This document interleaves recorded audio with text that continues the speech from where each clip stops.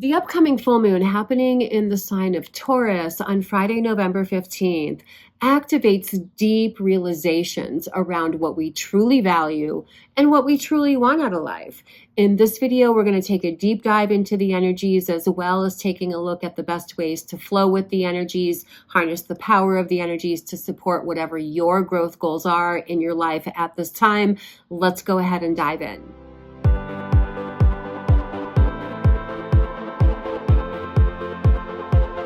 Welcome back, my dear friends. It's Carrie at holisticspsychic.com and Soul Star Healing Arts Center in Sedona, Arizona.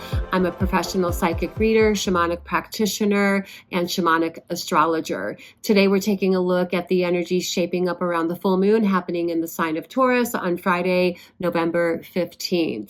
The full moon is literally happening at 4:28 p.m. East Coast time here in the United States, so make your adjustment for your location on the planet. I want to remind us all that full moons serve to illuminate our awareness. And there's always cycles within cycles. So oftentimes we look at our awareness being illuminated around whatever the new moon intent that we had set at the new moon 2 weeks before the full moon in any given lunar cycle. However, this lunar cycle brings us a bigger picture because we are at that juncture where Pluto is getting ready to move into the sign of Aquarius, which represents a deeper collective evolutionary point for all of us who are alive on the planet today. Now, I did already make a video about Pluto moving into Aquarius, so I'm not going to talk a ton about those details here. However, I will link the video up here so you can check that out for more info. This lunar cycle is extra potent because it's the lunar cycle that brings us into the shift of Pluto into Aquarius. This full moon, along with Uranus, is actually making a trine aspect to Pluto. Trines are beneficial aspects that support us. So what this says in and of itself is that this full moon conjunct Uranus, which I'm going to talk about in a moment, is assisting us in becoming really clear on what is ready to shift, what needs to shift, what we're ready to let go of in order to create space for this new cycle of expansion that we're all coming into collectively. The Uranus component intensifies the energies even more. Uranus is considered to be the higher octave of Mercury. And so it does have to do with communication, but more on like a higher cosmic level. This can very likely include illuminations, awarenesses that come through receiving cosmic transmissions of awarenesses and insights that can be coming from your own higher self, the cosmos, spirit guides, whatever it is that you attune to for your higher guidance. This is the time where we can more easily than usual tap into those things. And we're meant to pay attention to what those intuitive insights are or those cosmic awarenesses are that are coming in, because they are going to be connected to whatever your personal pathway of transformation is right now. All of us are experiencing it collectively, but of course, we all have our own unique experience of it based on how this is all showing up in your personal birth chart. Of course, if you need guidance and understanding how this is all showing up in your personal chart, please do reach out. I'm happy to get you set up with an appointment with me so that we can take a look at your birth chart and exactly what your pathway of evolution is right now based on this Pluto moving into Aquarius. Now, with Uranus conjoined, blended with the full moon energies, we can also expect the unexpected. This is a time where we will likely experience unexpected circumstances, situations. This can be unexpected developments, even in the realm of sudden epiphanies of awareness that come in, ideas, light bulb moments, unexpected changes coming in. We can experience them in ways that are celebrated, that are beneficial to us. And some of us could experience this in ways that present personal challenges for us. But even when we experience them as challenges, we have to remember that challenges are always showing up to somehow support our growth and expansion and evolution. And this is certainly the case with this full moon. If you look outside, you'll literally notice that it's very bright outside at night. And that's because this is a supermoon. The moon is closer to the earth than usual. And because of that, it has even more of an impact on our unconscious awareness.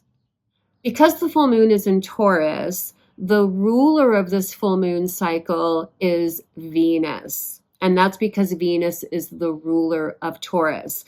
Venus just went into Capricorn on November 11th. So there's an interesting dynamic there, whereas Pluto is exiting Capricorn, which has to do with dissolving, transmuting, alchemizing old structures. And this can be within our personal life, old structures or patterns or belief systems that are no longer working for us. And this, of course, has global significance as well, as far as structures as it relates to government, authorities, things of that nature. And as Venus comes into Capricorn, Venus brings in the beauty way. Venus brings in the energy of let's move forward in ways where we feel harmonized within ourselves, mind, body, spirit.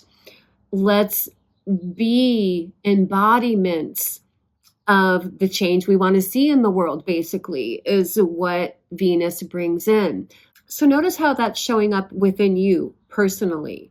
Maybe it's you having more compassion for yourself. Maybe it's you being easier on yourself, less harshly judgmental, less harshly self-criticizing, and letting those old patterns and habits be replaced with energies that feel more like self-love, friendliness, and kindness within yourself and in how you extend that into your sphere of influence. We do still have that kite formation going on that I talked about in the Pluto in Aquarius video, with Pluto being at the focalizing point or the apex of that kite formation. The kite formation is including Neptune, which is in Pisces, the Sun in Scorpio, and Mars, which just recently moved into Leo. So we're going to talk about that too. Okay. Mars in Leo is at the base of this kite formation. And again, a kite formation happens when you basically have a grand trine and another planet who is sextiling two of the planets in the grand trine. So at the base of this kite formation is Mars, which is now in Leo. Mars in Leo inspires empowered self-leadership, creative self-expression. It inspires us to be in our courageousness and leading ourselves forward in alignment with what our true soul calling is, what our true path of heart is, which is what Leo is primarily all about. And so this is at the base of that kite, and at the point, so the focal point is Pluto transitioning into Aquarius. So evolution, revolution, alchemy. This is a time where on one level, if there's anything that you have not cleared out of your path yet, that's going to liberate you into this new cycle, now is the time to do those things. So this is also a time where we can no longer avoid the growth work that you need to do, or at least it's not a good idea to avoid, because that is where we can find that we come into internal struggles, as if we're avoiding our guidance to clear obstacles out of your path. And these obstacles include mental and emotional blocks and obstacles, of course. However, if we're willing to have the courage to let go of the things that are no longer serving us, that are not supporting the direction you're going, then we will begin to experience the first glimmers of what it feels like to be shifting into our healed, renewed, empowered selves, because we have been doing the shadow work. Now, one of the sextiles to Pluto that's connected to this kite is Neptune in Pisces. Neptune in Pisces is retrograde right now, so this is also adding to that dimension of self-reflection around what our sense of soul calling is, because Neptune is connected to the spiritual and creative dimensions of reality in the sign of Pisces, which is its ruling planet, is also connected to those things. And on the other side of that sextile is the sun in Scorpio. We are still in Scorpio season, and Scorpio season is the best time of year to do our shadow work. Now, I did create about a month ago another video about Scorpio season and how to work with these energies. So I'll link that up here as well, so you can check that out. We still have about another week of Scorpio season, so there's still time to cash in on this energy that is very conducive to alchemizing shadow into light, right? We're taking the unconscious and bringing it into the light of our awareness, which is what this full moon ultimately is all about.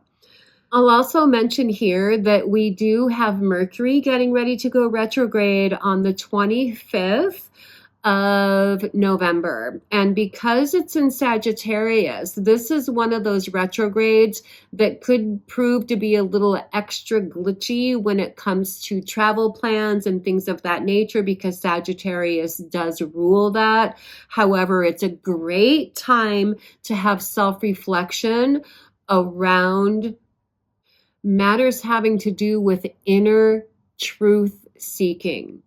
Sagittarius, on one level, is like the truth seeker. It's also the adventurer. So while Mercury is in retrograde, the adventures are more inward and more in alignment with aligning with our inner truth, and perhaps studying or learning things that are connected to life philosophies that ultimately support us in being a little bit more grounded in our personal truth and a little bit stronger in establishing the boundaries that we need in order to really hold space or manifest whatever it is that you most want out of life right now. You know, this next few weeks, while Mercury is retrograde, is a great time to have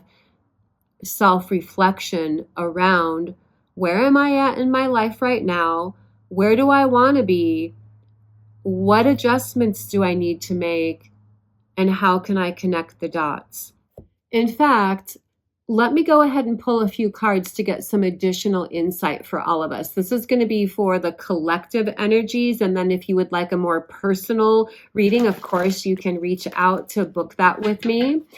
And I'm going to start by looking at two cards. Card number one is connected to this energy of the full moon in Taurus in general, which is, how are we being called to strengthen our boundaries? Let's see what comes up.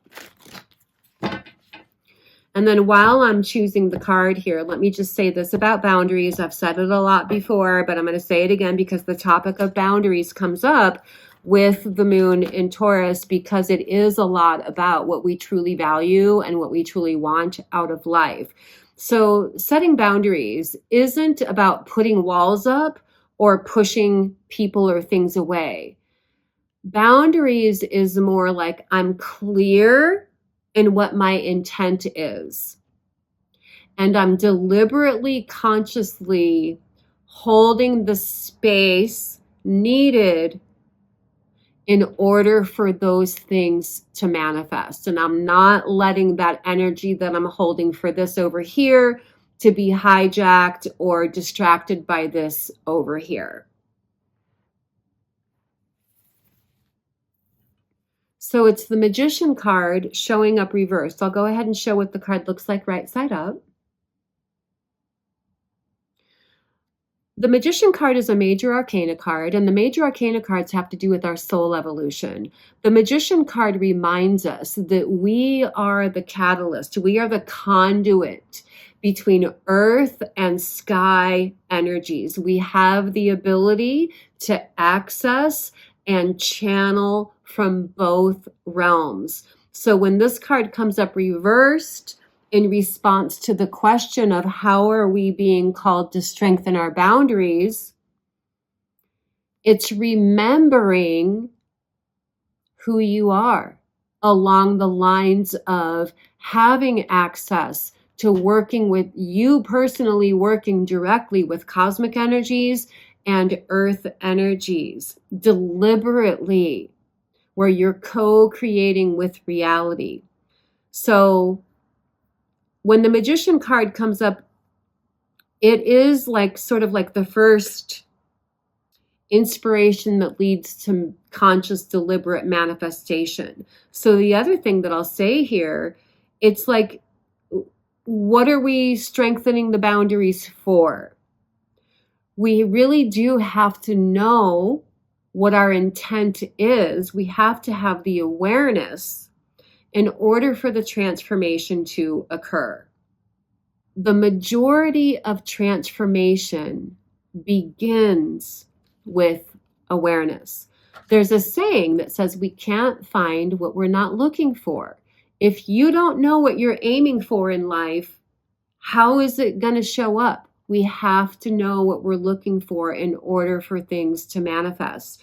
So the way that we're being called to strengthen our boundaries starts with knowing exactly what it is that we're holding space for, and then remembering your cosmic nature, that you are a creation of the Creator, and therefore you are naturally connected to earth and sky and all that is. We have access to higher guidance to support whatever our intentions are. We have access to the earthly realm of healing and creation energy to empower our intentions. So I invite you to reflect upon that and how this might be uniquely speaking to you. Let me know in the comments below how this is hitting home for you. I'm going to go ahead and pick one more card. What do we need to release in order to move forward? What do we need to release in order to move forward? Okay, the Knight of Wands is coming up. Wands, the suit of wands in and of itself represents things that are connected to what brings meaning and purpose into our life. It's our creativity, our passions, our enthusiasms. The Knights in the tarot represent a maturing energy that is gaining a momentum of energetic circulation. So what do we need to release in order to move forward?